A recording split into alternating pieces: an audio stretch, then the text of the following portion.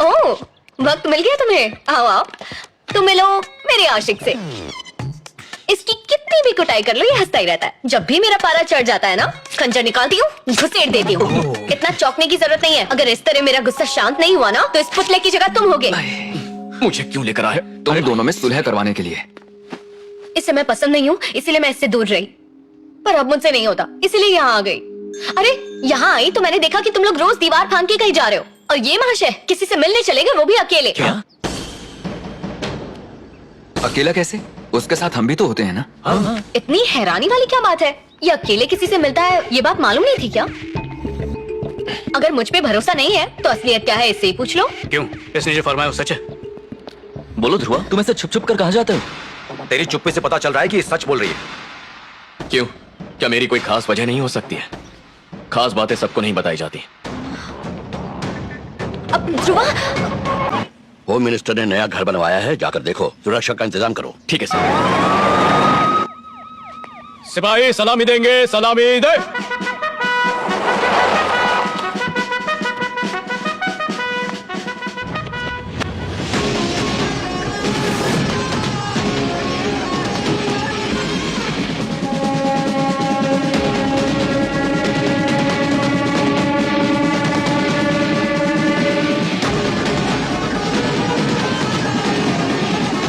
ये यहाँ? ध्रुवा, ये यहाँ क्या कर रहा है? हाँ ध्रुवा,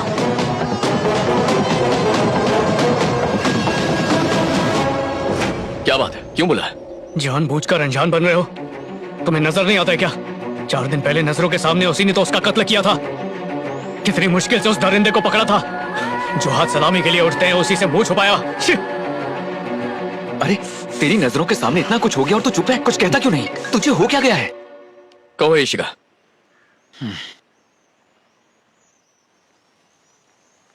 मैं जा रहा हूं, तुम लोग चलोगे? ये क्या खेल लगा रखा है? कान खोल के सुन ले, जब तक मुझे जवाब नहीं मिलेगा मैं नहीं जाऊंगा। हाँ ध्रुवा, जब तक सच्चाई पता नहीं चलेगी मैं भी नहीं जाऊंगा। राम स्वामी की बीवी जो अस्पताल में थी, उन्होंने खुदकुशी करने की कोशिश की है।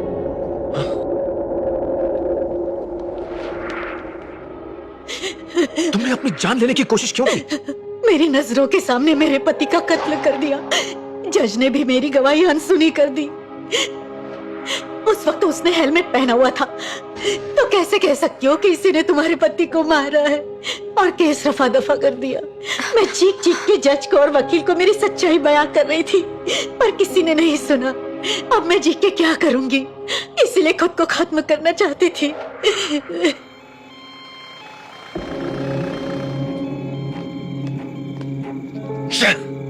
एक सीधे केस में सबूतों के साथ केस सुलझाने में 40 साल लग जाते हैं, और वो नकली सबूतों और गवाहों की मदद से 4 दिन में बाहर आ गया।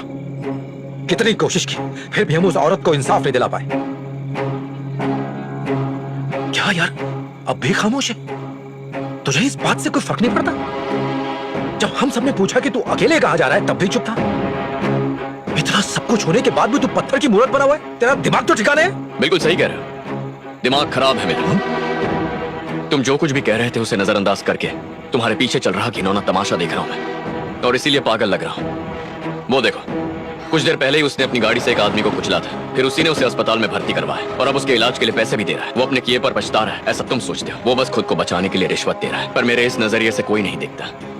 हमने जिन लोगों को गिरफ्तार किया, उनमें से एक को खुलेआम घूमता देख तुम्हें गुस्सा आया, तुम्हारा खून खौल गया, हा?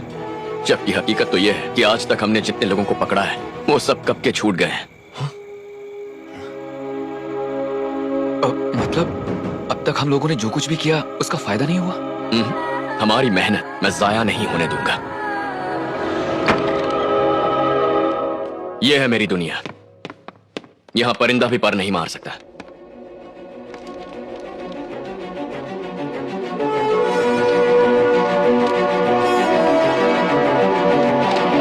तुम्हारे दुश्मन से तुम्हारे चरित्र का पता चलता है, ये क्या है? ऐसा तो हम अक्सर अपने दोस्तों के बारे में कहते हैं। बेशक, तुम्हारे दोस्तों से तुम्हारी शख्सियत का पता चलता है, और तुम्हारे दुश्मन कौन है इससे तुम्हारी ताकत का पता चलता है। कुछ दिन पहले इसी ने रामास्वामी का कत्ल किया था, जो इंसाफ के लिए लड़ने वाले समाज सेवक थे। उन्हें भला मामूली चेन के लिए कोई क्यों मारता?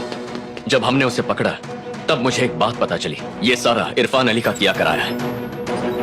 हम उस बदमाश को जितनी भी बार गिरफ्तार करेंगे वो उतनी बार रिहा हो जाएगा। होम मिनिस्टर के साथ मिलकर इरफान अली शहर के बाहर एक जमीन पर कब्जा करके कंस्ट्रक्शन करना चाहता था। रामास्वामी उन गरीब लोगों को उनकी जमीन दिलवाना चाहते थे, इसीलिए उन्हें मार दिया गया। इसीलिए इस कत्ल को चोरी का रूप देने का प्लान बनाया गया और पुलिस को गुमराह करके पूरा केस रफा दफा कर दिया। अब बताओ मुझे, क्या हमारा दुश्मन ये है या वो? आज तक हमने मिलकर जितने भी मुजरिमों को पकड़वाया था, मैंने उनसे जुड़े 500 लोगों की खुद पूछताछ की और ये है उसकी फुल डिटेल्ड